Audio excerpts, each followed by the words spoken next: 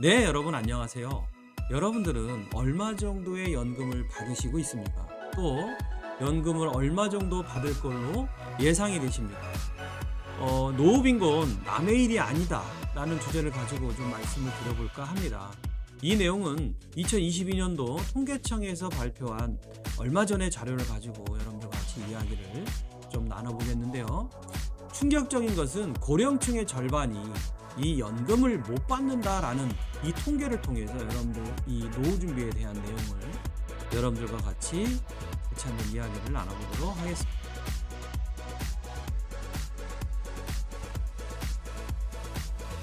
통계청 보도 자료입니다. 2022년도 7월 26일 얼마 전에 발표된 자료인데요.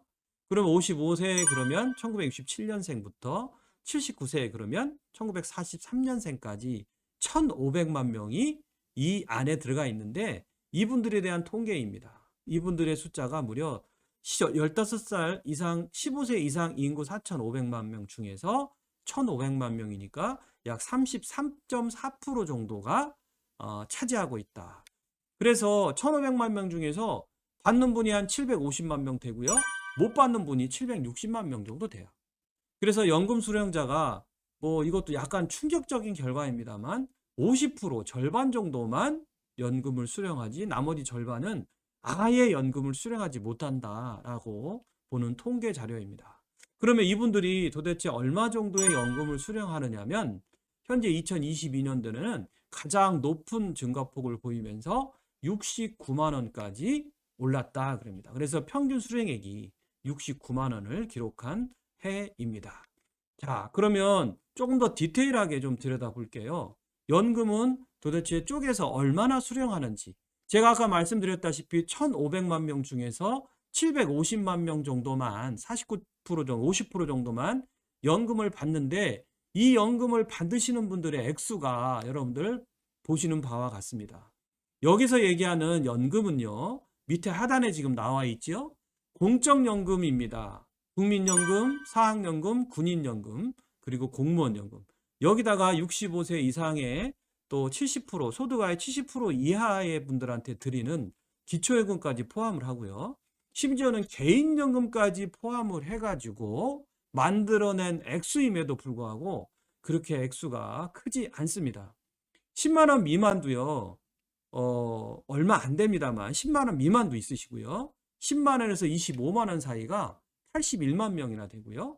25만 원에서 50만 원 사이가 한 330만 명, 그 다음에 50만 원에서 100만 원 사이가 한 200만 명.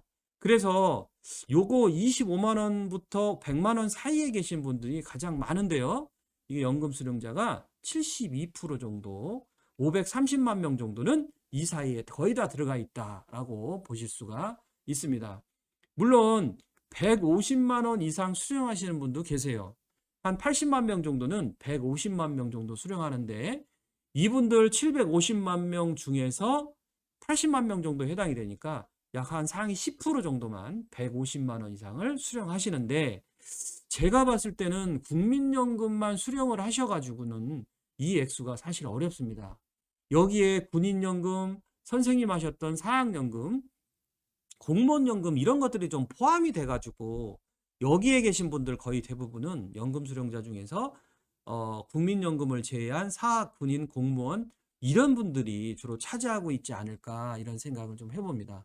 1,500만 명 중에서 약 1,000만 명 넘는 분들이 한 68.5% 정도가 일을 좀 하고 싶다 이런 의지가 많아요. 그런데 뭐 일자리가 뭐 그렇게 많지는 않은 것이 또 현실이고 단순 노무직 이런 것들이 많겠죠. 중요한 거는 이분들한테 물어봤어요. 왜 일을 하고 싶습니까? 라고 물어보니까 일하는 즐거움이 있다. 뭐 그 노년이 굉장히 길기 때문에 이걸 갖다가 그냥 세월을 허송 세월을 보내기 싫고 일하면서 즐거움을 좀 찾고 싶다라는 분들도 계셨지만은 생활비에 보탬이 되고자 일을 하고 싶다라는 분들이 60%에 육박한다는 얘기예요. 그러면 결국에는요. 내가 노후에 55세 넘어서 일을 하시는 분들 같은 경우에는요. 소일거리가 아니라 생활을 위해서 어쩔 수 없이 일을 할 수밖에 없는 현실이 조금 서글프다라는 것 여러분들과 같이 이야기를 나눠봅니다. 자, 그래서 최근에 좀 세계적인 어떤 트렌드가 고물가에 지금 시달리고 있잖아요. 그래서 영국 노인들이요, 언리타이어먼트 시대에 돌입을 했다라는 기사가 있습니다. 이 언리타이어먼트는 뭐냐면요, 영국의 노인들이요, 은퇴를 좀 뒤로 미루거나 다시 일터로 나가는 분들이 많아지기 시작했다. 그 이유는요, 생활비 부담 때문에 그렇다는 겁니다. 만약에 연금도 매년 전년도 물가 상승률 대비해서 이렇게 올라가기는 하지 않습니까? 그렇지만은 물가 상승률이 워낙에 뭐 9%, 10%씩 올라가다 보니까 이게 충당이 안 되는 거죠. 그렇다 보니까 어쩔 수 없이 노인분들이 일터로 내몰리는 현상이 일어난다. 그러면 이게 전 세계적인 현상인데요.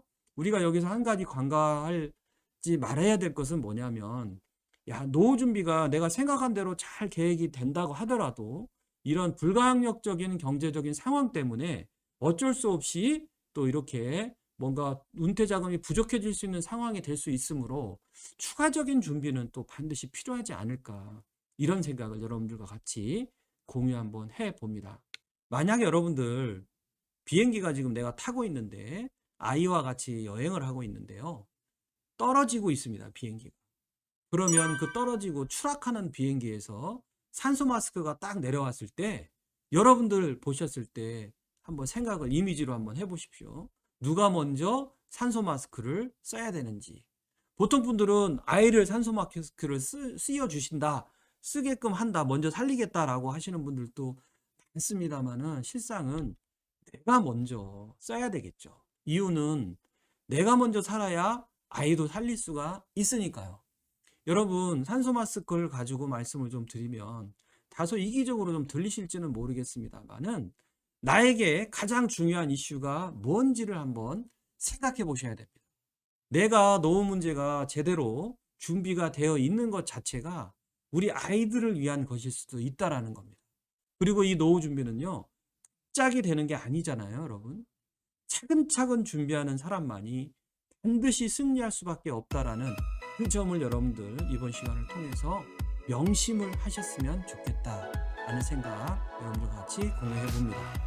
오늘 참여해 주셔서 감사하고요. 저는 다음 시간에 더 좋은 소식으로 같이 한번 나눠보도록 하겠습니다. 자, 감사합니다.